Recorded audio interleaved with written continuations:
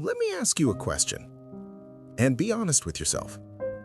What do you actually know about Iceland?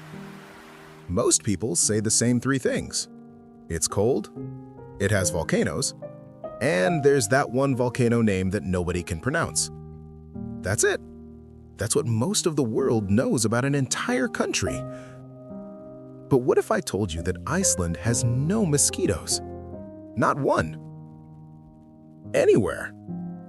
In the whole country. What if I told you they have no army and haven't had one for over 150 years? And they're one of the safest countries on Earth. What if I told you there's a place in Iceland where you can literally reach out and touch two different continents at the same time? One hand on North America, one hand on Europe, standing in the gap between them.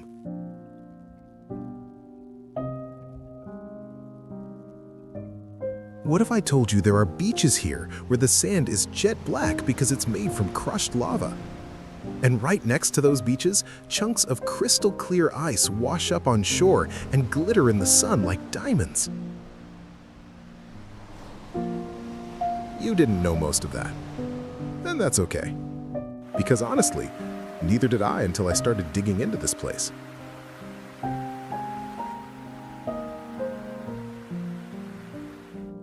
Iceland is one of those countries that the deeper you go, the weirder and more beautiful it gets. And today, we're going deep. Way deeper than the usual travel video. Stick around. This one's going to surprise you. So people call Iceland the land of fire and ice. You've probably heard that before. But do you actually know why? Because it's not just a cool nickname. It's literally what this country is made of. Let me explain. Deep under the ocean, there's this massive crack that runs right through the middle of the Atlantic Ocean. Scientists call it the Mid-Atlantic Ridge. It's the place where two giant pieces of the Earth's surface are slowly pulling apart from each other. One piece is the North American plate. The other is the Eurasian plate. And these two plates are moving away from each other, very slowly. Just a couple of centimeters every year, but they've been doing it for millions of years. Now here's where it gets interesting. Iceland is sitting right on top of that crack, like directly on it. The country is literally being pulled in two directions at the same time. And because of that, there's a lot of heat and energy coming up from deep inside the Earth.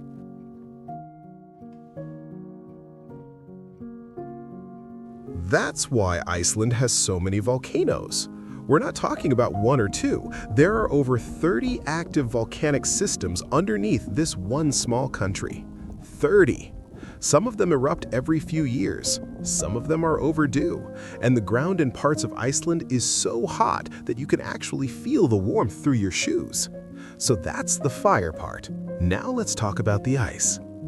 Even with all those volcanoes, Iceland is still way up north, close to the Arctic Circle, and about 11% of the entire country is covered in glaciers. These aren't small patches of ice either. We're talking about massive ice caps that stretch for miles. Some of them are so thick, they're hundreds of meters deep. One glacier here, called Vatnajökull, is the largest glacier in all of Europe. It's so big that it covers an area larger than some entire countries. So, you've got fire underground and ice on top. And sometimes, these two forces meet each other. When a volcano erupts underneath a glacier, the heat melts enormous amounts of ice very quickly. All that melted water has to go somewhere, so it comes rushing out from under the glacier in a giant flood. These floods are so powerful that they can destroy bridges, wash away roads, and move boulders the size of houses. Icelanders have a word for these floods. They call them jökulhlaups, and they've been dealing with them for centuries. Now you might be thinking, okay, volcanoes and glaciers, that sounds like ancient history stuff. But it's not. In 2010, a volcano called Eyjafjallajökull erupted. And I know that name is almost impossible to say. Even news reporters around the world had a hard time with it. But what that volcano did was no joke. It sent a massive cloud of ash high up into the sky, so much ash that airplanes couldn't fly through it. Flights across Europe were shut down for about 6 days. Over 100,000 flights were canceled. Millions of people were stuck, all because of one volcano on this little island in the North Atlantic. And that wasn't even one of Iceland's big volcanoes. So when people say land of fire and ice, they're not being poetic. They're just describing what's actually happening here. Fire below, ice above. And the two of them are constantly fighting each other. That's what makes Iceland unlike anywhere else on Earth. All right, now we're getting to the good stuff. The things about Iceland that most travel videos completely skip over. And honestly, some of these are gonna sound made up, but they're all real. Every single one. Let's start with something small. Mosquitoes. You know those annoying little bugs that buzz around your head in summer? The ones that bite you and leave itchy red bumps all over your arms? Yeah, Iceland doesn't have those. Not a single one. 0 mosquitoes in the entire country. Now think about that for a second. Almost everywhere else on Earth, mosquitoes exist. They're in hot countries, cold countries, deserts, forests, cities, farms. They're basically everywhere, but not in Iceland. Scientists think it's because of how the weather works here. Iceland's temperatures jump up and down so quickly and so unpredictably that mosquitoes just can't complete their life cycle. They need still, warm water to lay their eggs and grow, and Iceland never gives them that long enough window, so they simply don't survive here. You could sit outside in Iceland on a summer evening and not get a single mosquito bite. For a lot of people, that alone is reason enough to visit. Okay, next one. This is a big one. Iceland has no army, no navy, no air force, nothing. They don't have a military at all. And this isn't something new. Iceland got rid of its military way back in 1869. That's over 150 years ago. They're one of the very few countries in the world that simply decided they didn't need one. And you know what's wild? It works. Iceland is consistently ranked as one of the most peaceful countries on the entire planet. They have very low crime. The police officers here don't even carry guns most of the time. Imagine that. A whole country where the police just walk around without weapons because they don't really need them. Now let's talk about names, because names in Iceland work completely differently from what you're probably used to. In most countries, you get your family name from your parents. Your last name is the same as your dad's last name, and his dad's last name, and so on. It goes back generations. But Iceland doesn't do that. In Iceland, your last name is based on your father's first name. So let's say your dad's name is Eric. If you're a boy, your last name would be Eriksson. That literally means Eric's son. And if you're a girl, your last name would be Eric's daughter. That means Eric's daughter. So here's the funny part. A brother and sister in the same family can have different last names. The boy would be Eriksson, and the girl would be Eric's daughter. And their dad? His last name would be something completely different because it came from his father's first name. So you can't really trace a family by their last name like you can in other countries. That's why, in Iceland, people call each other by their first names. Even the president, even famous people. You walk up to the most important person in the country and you just use their first name. It's totally normal there. All right, now this next one is my favorite, and I need you to keep an open mind here. A lot of Icelanders believe in elves. I'm serious. They call them Holdufolk, which means hidden people. And according to surveys and studies done over the years, a significant number of Icelanders say they're not willing to deny that these hidden people exist. Some fully believe in them. Others say something like, well, I'm not saying they're real, but I'm also not saying they're not real. And this isn't just casual belief. It actually affects real life. There have been cases where the government was building a new road and the construction was stopped, or the road was rerouted because it would go through an area where elves were believed to live. We're talking about rocks and hills that people said belonged to the hidden people. And instead of just bulldozing through, they moved the road. In a modern European country, in the 21st century, there's even a person in Iceland whose unofficial job was to communicate between construction companies and the elves. I know how that sounds, but it's a real thing. Whether you believe in elves or not, you have to admit that's pretty fascinating. It tells you a lot about how Icelanders see the world. They have this deep respect for nature and the land, and the elf stories are part of that. They've been passed down for hundreds of years, and they're woven into the culture in a way that most outsiders never expect. Okay, last one for this section, and this one is genuinely impressive. Iceland is home to the oldest parliament in the world that's still running today.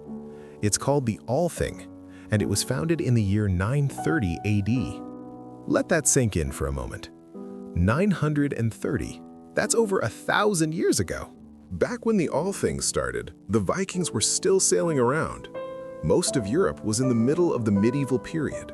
There were no countries as we know them today, and here was this small group of people on a remote island in the North Atlantic, getting together once a year in an open field to make laws and settle disputes.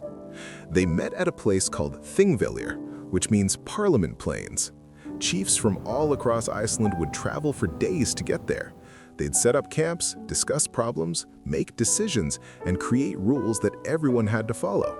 No king, no single ruler, just people coming together to figure things out. And that parliament never stopped. It changed and evolved over the centuries, of course. It moved indoors, it became more modern, but it never went away. The Althing is still the parliament of Iceland today, over 1,000 years of continuous democracy. Most countries can't trace their government back more than a couple hundred years. Iceland can go back more than 1,000. So yeah, no mosquitoes, no army, a naming system where your last name is basically your dad's first name, elves that can reroute highways, and the oldest parliament still standing. And people say Iceland is just ice and volcanoes.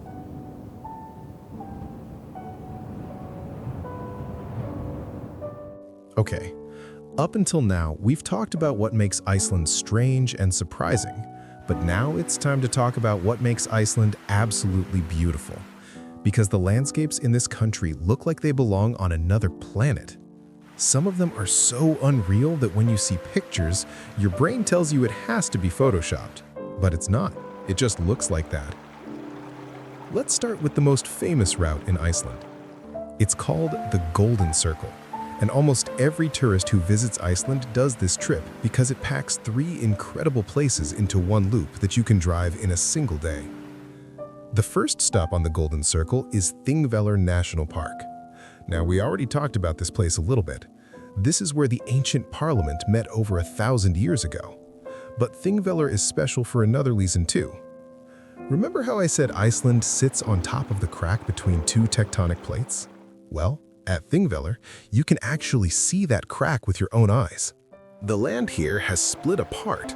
There are these massive rocky walls on either side, and you walk right through the middle of them. On one side is the North American plate. On the other side is the Eurasian plate. You are literally standing in the gap between 2 continents. You can reach out and touch both sides. It doesn't feel dramatic when you're there. It just looks like a beautiful rocky valley with some moss and clear water. But when you understand what you're actually looking at, it hits you. This is the Earth pulling itself apart, and you're standing in the middle of it. The second stop on the Golden Circle is the Geyser Hot Spring area. And yes, this is where the English word geyser actually comes from. The original geyser, the one that gave its name to every other geyser on Earth, is right here in Iceland. It's called geyser. Pretty simple. Light, subtle humor. Now, geyser itself doesn't erupt very often anymore. It's mostly quiet these days. But right next to it is another geyser called Stroker, and Stroker is very much alive. Every 5 to 10 minutes, the water in the hole starts to bubble. It rises up. You can see it swelling like it's taking a deep breath, and then, boom! A column of boiling water and steam shoots straight up into the air. Sometimes it goes 20 meters high, sometimes 30, and then it just falls back down, and the whole thing starts over again. You can stand just a few meters away and watch it happen. The ground around you is steaming, the air smells like sulfur, and every few minutes the earth just throws boiling water into the sky like it's showing off. The third stop on the Golden Circle is Gullfoss, and this is one of those waterfalls that makes you go quiet when you see it. Gullfoss means Golden Falls. It's a massive two-step waterfall where a powerful river drops down in two stages and then disappears into a deep canyon. The amount of water coming over those falls is insane. In summer, about 140 cubic meters of water crash down every single second. That's like filling an entire swimming pool every second. When you stand at the edge and look down, you feel the ground shaking under your feet. The mist hits your face, and the sound is so loud you have to shout to the person next to you. It's one of those places where you just stand there and stare because there's nothing else you can do. All right, now let's leave the Golden Circle and head south, because down on the southern coast, there's a village called Vik, and near Vik is one of the most photographed beaches in the world. But it doesn't look like any beach you've ever been to. The sand here is completely black. Not dark brown, not grayish, black, jet black, like someone poured charcoal across the entire coastline. And the reason is volcanic basalt. When lava from Iceland's volcanoes reaches the ocean, it cools down very fast. As it cools, it shatters into tiny, tiny pieces. Over thousands of years, the waves grind those pieces down even further until they become fine black sand. That's what you're walking on, crushed lava. The beach is called Reynisfjara, and out in the water, there are these tall, dark rock columns sticking out of the sea. They're called sea stacks, and they look like some kind of ancient stone towers built by giants. There's actually a legend in Iceland that says those rocks are trolls who were caught outside when the sun came up and the sunlight turned them to stone. That's not real, obviously, but when you see them standing there in the fog, you almost believe it. Now, I have to tell you something important about this beach. It's dangerous. Seriously dangerous. The waves at Reynisfjara are unpredictable. They're called sneaker waves because they come out of nowhere. The ocean might look calm. You walk close to the water to take a nice photo, and then suddenly a wave that's much bigger and much stronger than anything you expected comes rushing up the beach. People have been knocked off their feet. People have been dragged into the freezing water, and the water here is so cold that your body goes into shock almost immediately. People have died at this beach. It happens more than you'd think. So if you ever go, stay far from the water's edge, much farther than you think you need to. Okay, let's keep moving east along the coast. Because a few hours' drive from Vik, there's a place that looks like it was designed by a movie director. It's called Jökulsárlón, which means Glacier River Lagoon. Here's what it is. A huge glacier sits at the edge of a deep lagoon, and pieces of that glacier are constantly breaking off and falling into the water. These ice chunks float around the lagoon slowly, drifting toward the ocean. Some of them are small, the size of a car. Some are enormous, the size of a building. And they're this incredible shade of blue. Not white, blue. Because the ice is so old and so compressed that it absorbs every color of light except blue, so it glows. You can take a boat ride through the lagoon and float right next to these icebergs. Sometimes you'll see seals resting on them, just lying there on a chunk of ice, watching you. It's one of the most peaceful things you'll ever experience. But here's the part that really gets people. Right next to the lagoon, there's a stretch of black sand beach where ice chunks from the lagoon wash up on shore. The waves push them onto the beach, and they just sit there on the black sand, glistening in the sunlight. Some are small enough to hold in your hand. Some are as big as a table. And because the ice is so clear, it almost looks like giant diamonds scattered across the sand.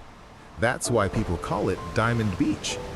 Black sand, crystal clear ice, and the ocean waves crashing behind it all. It's honestly one of the most stunning things in all of Iceland. And that's saying something. Now, everything I've talked about so far is along the coast, places that are relatively easy to get to. But deep in the middle of Iceland, there's a whole other world that most tourists never see. It's called the Highlands. The Highlands are the interior of the country. There are no towns here, no gas stations, no shops, just raw, empty, untouched land. And to get there, you need a serious off-road vehicle and the confidence to drive through rivers with no bridges. But if you do make that journey, you'll reach a place called Landmannalaugar.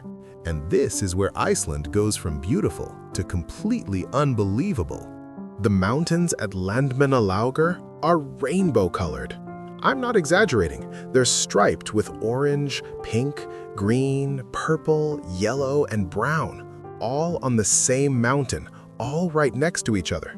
It looks like someone took a paintbrush and just went wild. The reason for these colors is the different minerals in the volcanic rock. Iron turns the rock red and orange, sulfur makes it yellow and green, different types of volcanic ash create the purples and grays. And because the mountains here are made from layers of different eruptions that happened at different times, each layer has a different color. The result is something that looks like it belongs in a fantasy movie, not in real life. And at the base of these colorful mountains, there are natural hot springs, warm water that comes straight from the ground. You can hike for hours through some of the most alien scenery on Earth and then sit down in a warm natural pool surrounded by mountains that look like they were painted by an artist who couldn't pick just one color. All right, one more place, and this one might be the most mind-blowing of all. Remember Þingvellir, the place where the tectonic plates are pulling apart? Well, at that same national park, there's a crack in the earth that's filled with water. It's called Silfra Fissure, and you can actually get into that water and swim between the two continents. People come from all over the world to snorkel or scuba dive in Silfra, and the reason is the water. The water in Silfra comes from a glacier, but it doesn't flow directly into the fissure. It seeps through underground lava rock for 30 to 100 years, getting filtered the entire time. By the time it reaches Silfra, it's some of the clearest water on the planet. The visibility is over 100 meters. That means you can see more than a football field's length in front of you underwater. The water is cold, very cold, about 2 degrees Celsius, so you wear a dry suit to keep warm. But once you're in, you're floating in water so clear it almost feels like you're flying.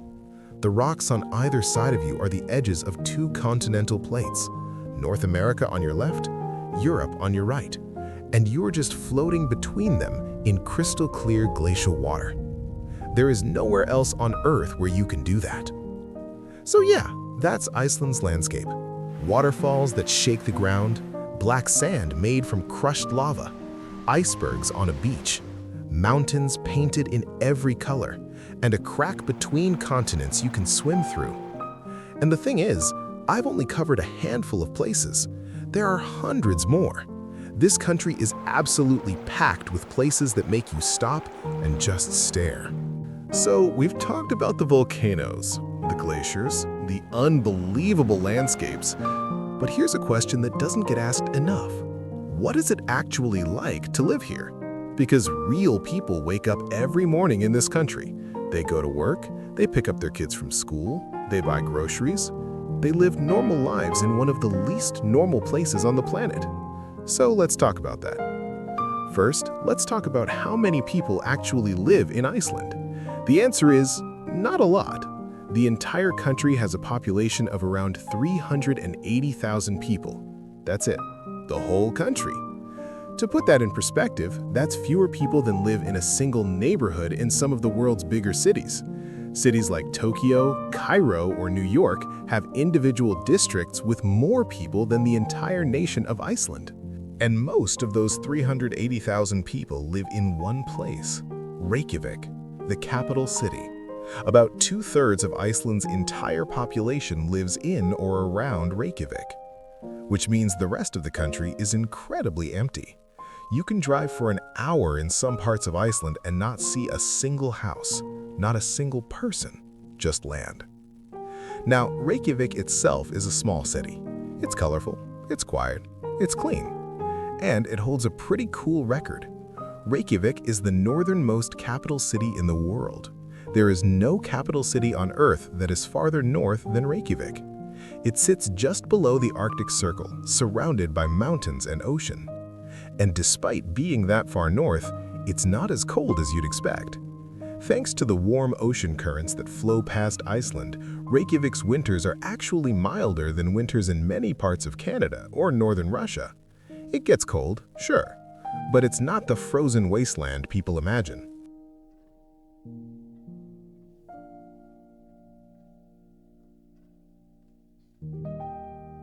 All right, now here's something about Iceland that honestly makes most countries look bad. Their energy. Nearly 100% of Iceland's electricity comes from renewable sources. That means almost none of their power comes from oil, gas, or coal. Almost all of it comes from two things: geothermal energy and hydropower. Let me break that down. Geothermal energy means using the heat from inside the earth. Remember all those volcanoes? All that hot rock under the ground? Iceland uses that heat. They drill wells into the ground and hot steam comes up. That steam spins turbines, and those turbines generate electricity. The earth is basically doing the work for them. Hydropower is even simpler. Iceland gets a lot of rain and has a lot of rivers fed by melting glaciers. They build dams on those rivers, and the flowing water generates electricity. Clean, simple, no pollution. So while most countries are burning fossil fuels and arguing about climate change, Iceland is just sitting there quietly, running almost entirely on energy that comes from water and heat beneath the ground. They figured this out decades ago.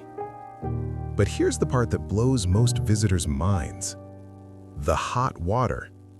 When you turn on the hot water tap in your home, wherever you live, that water gets heated by a boiler or a water heater. Some machine has to warm it up. In Iceland, that's not how it works. The hot water that comes out of the tap in an Icelandic home comes straight from the ground. It's already hot. The earth heated it. Iceland pumps naturally hot water from underground springs directly into people's homes. It heats their houses, it fills their showers, it warms their buildings. They don't need gas heaters or electric radiators. The ground does it for free. There is one small catch, though.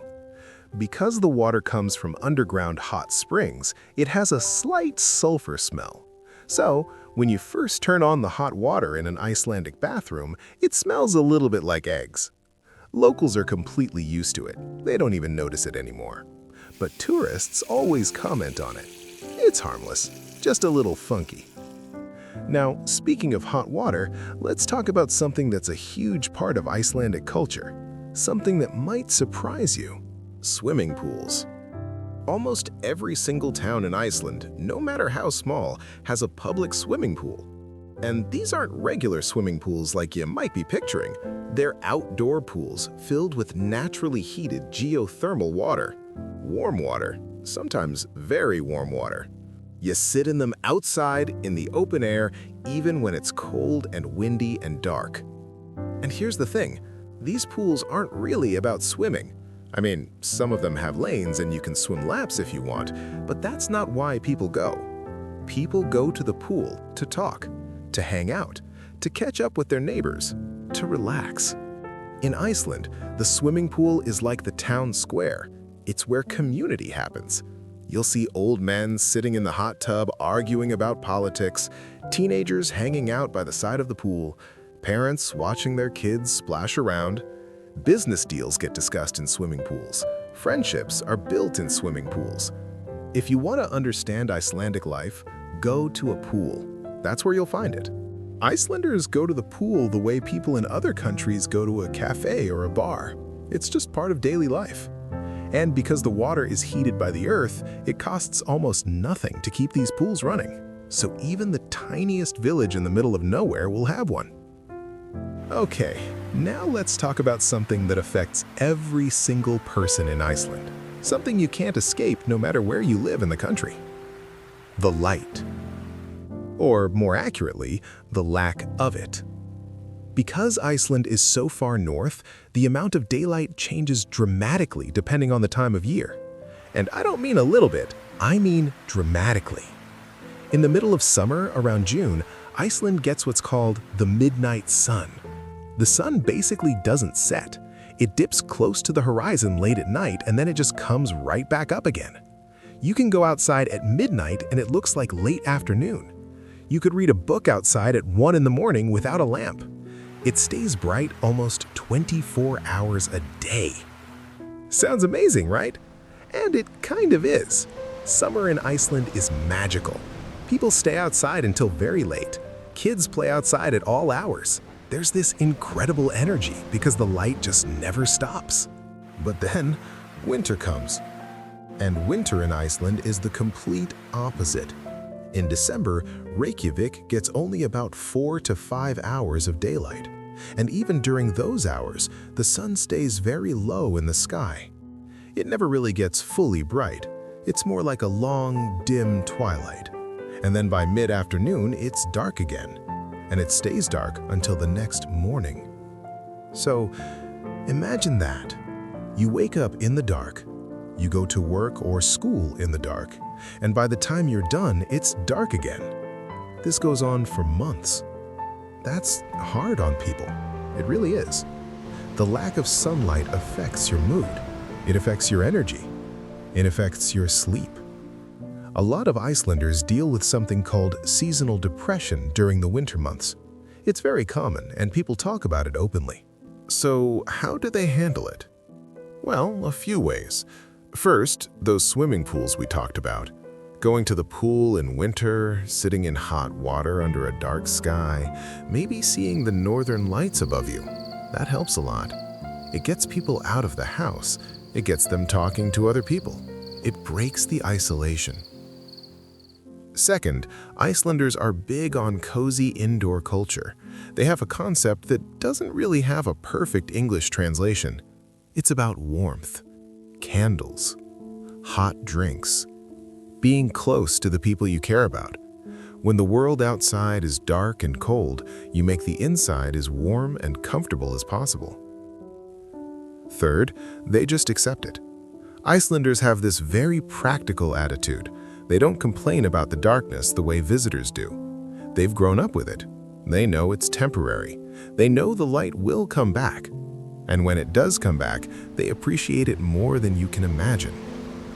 There's a moment every year in Iceland when the sun starts staying up noticeably longer, and people feel it.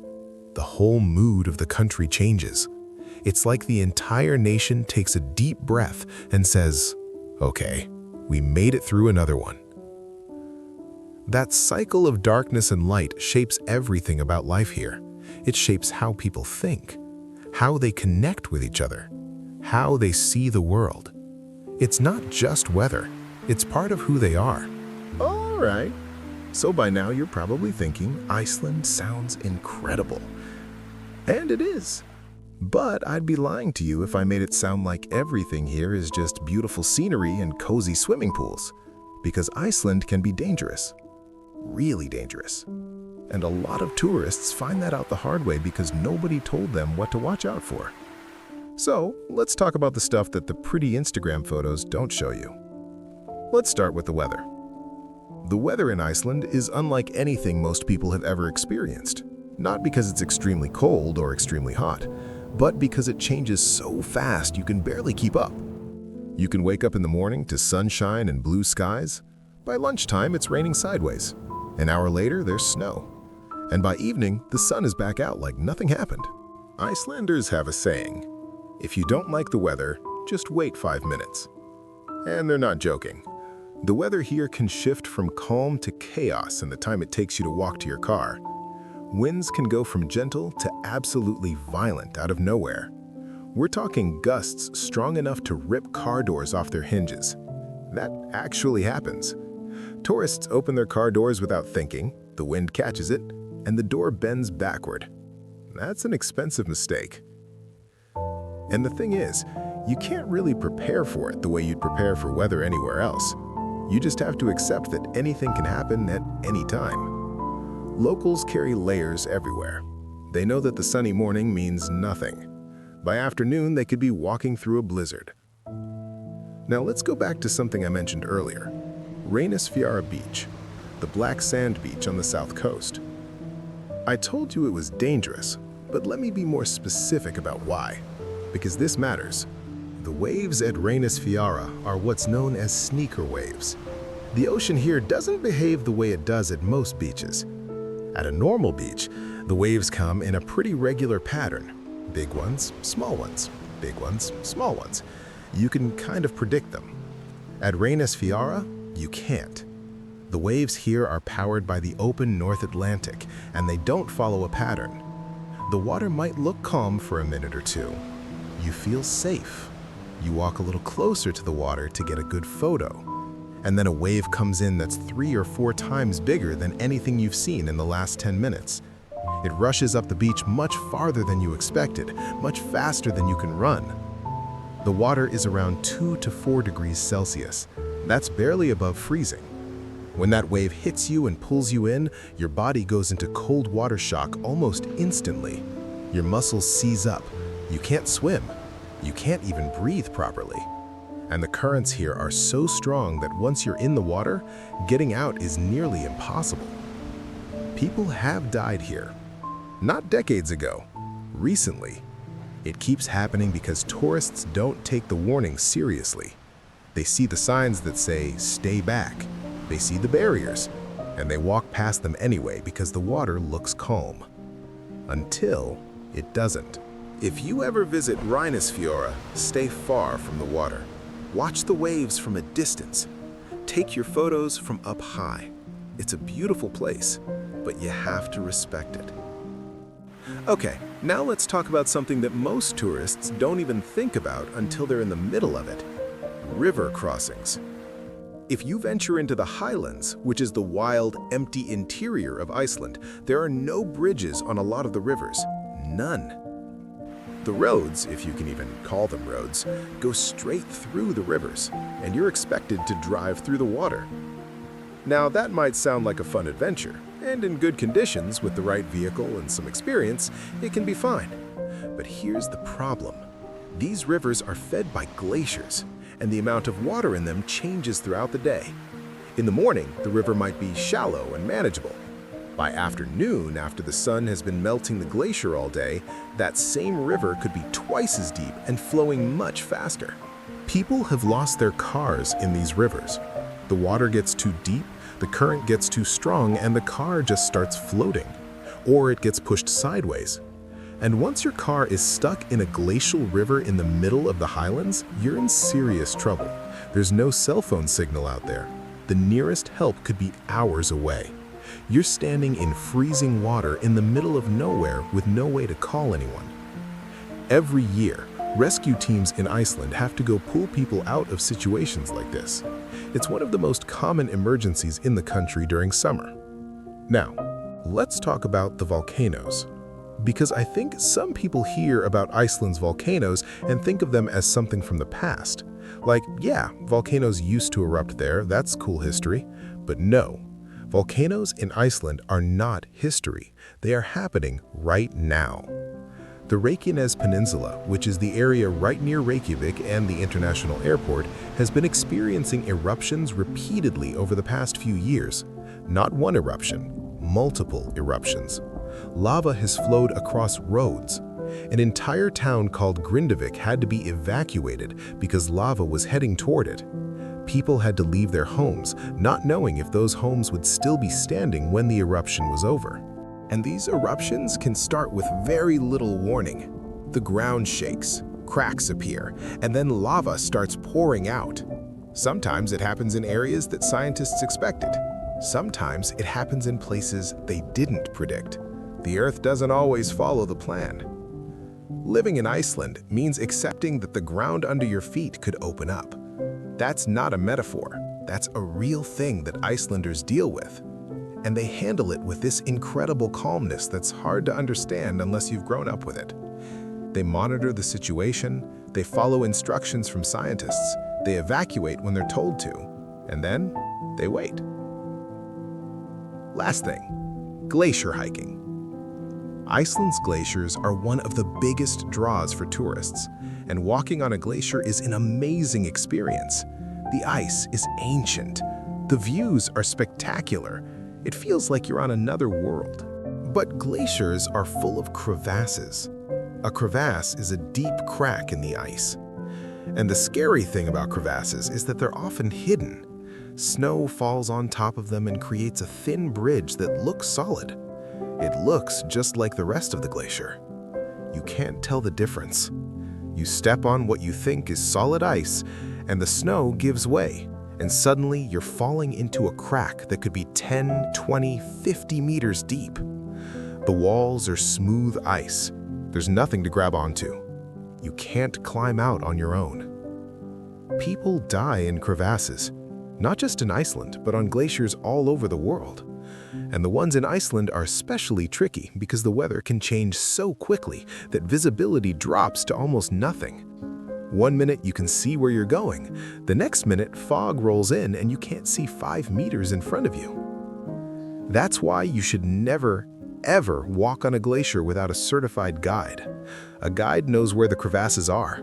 They know which areas are safe and which aren't. They carry ropes and safety equipment. They know what to do if something goes wrong. Without a guide, you're basically walking through a minefield blindfolded. So, yeah, Iceland is stunning. It's magical. It's one of the most incredible places on Earth. But it's also a place that demands respect.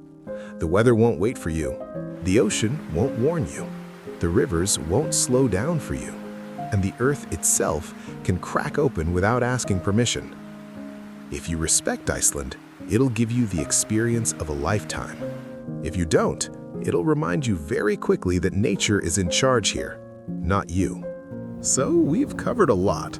The volcanoes, the glaciers, the weird facts, the beautiful places, the dangers.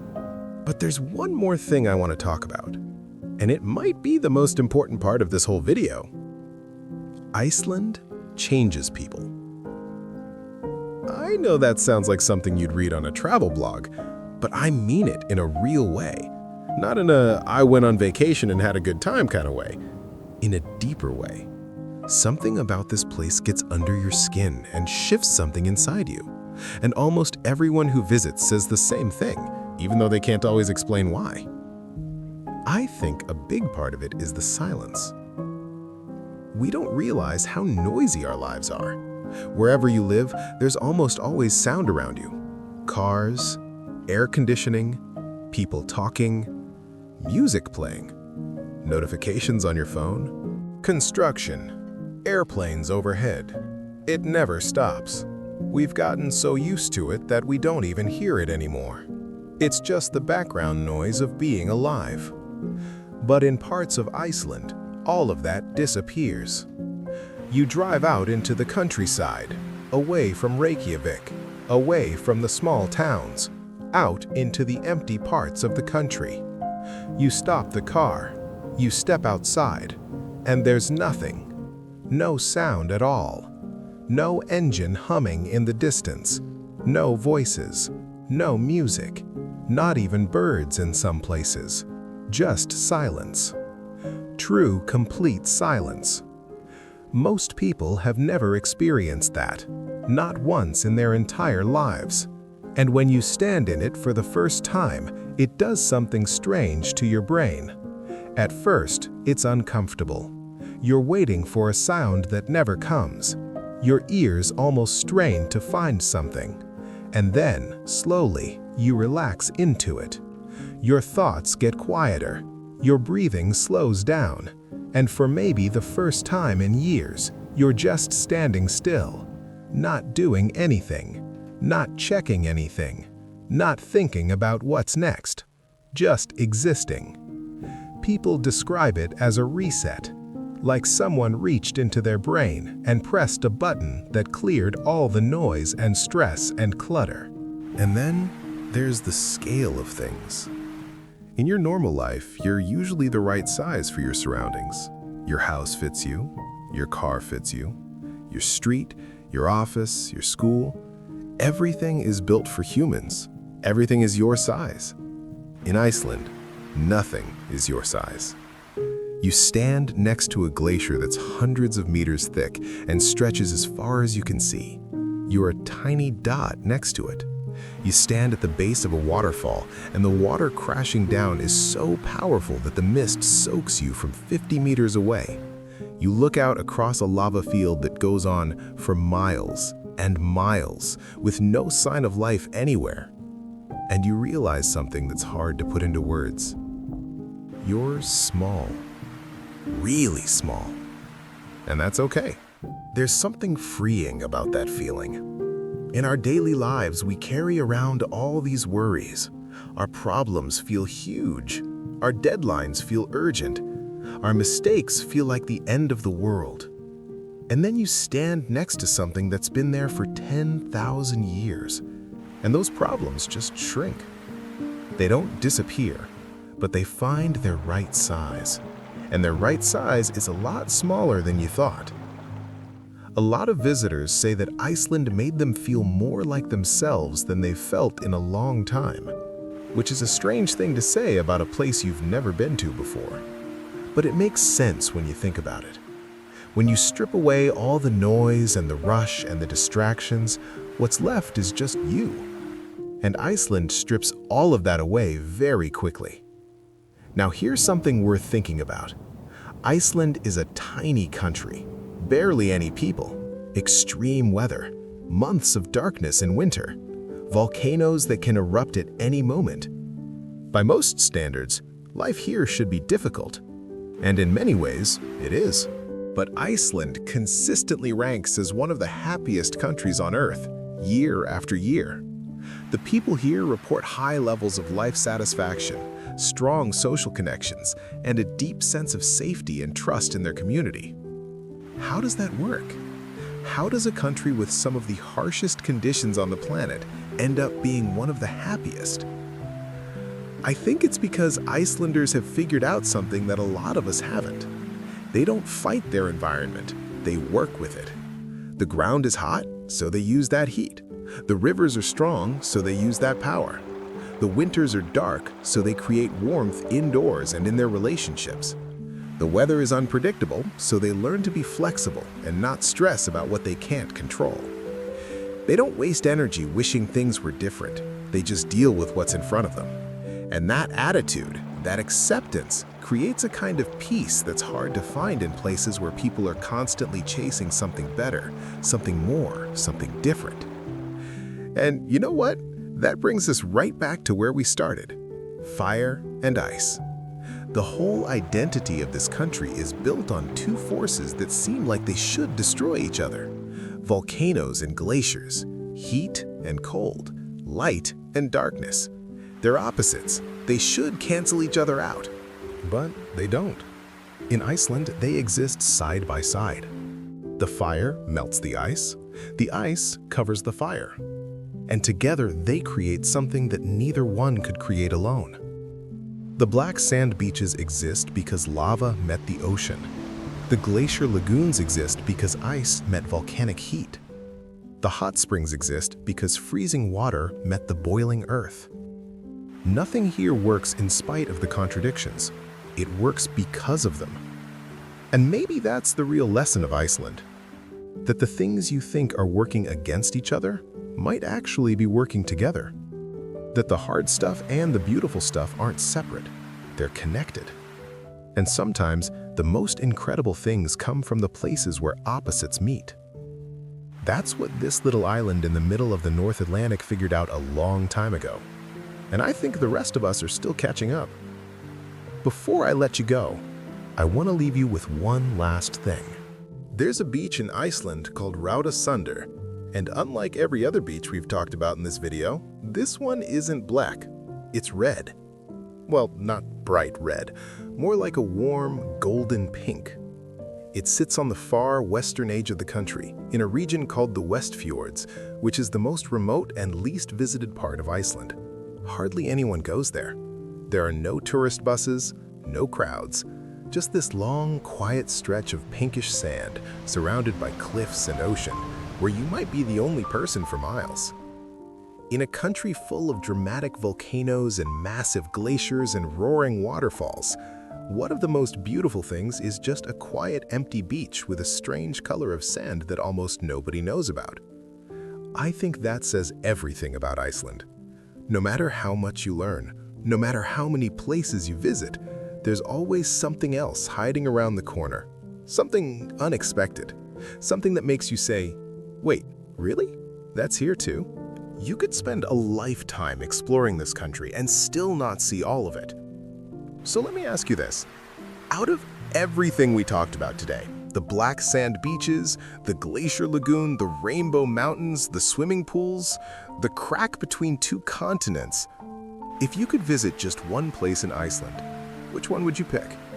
Drop it in the comments. I'm genuinely curious what caught your attention the most. And while you're down there, if you enjoyed this video, hit that like button. It really does help more than you think. It tells the algorithm that this video is worth showing to other people. And if you want to see more videos like this, where we go deep into places and don't just scratch the surface, subscribe and tap the bell so you don't miss the next one. Because this is just the beginning. There are so many more places on this planet that most people know nothing about. Places that are just as wild and surprising and beautiful as Iceland. And we're going to explore them together. I'll see you in the next one.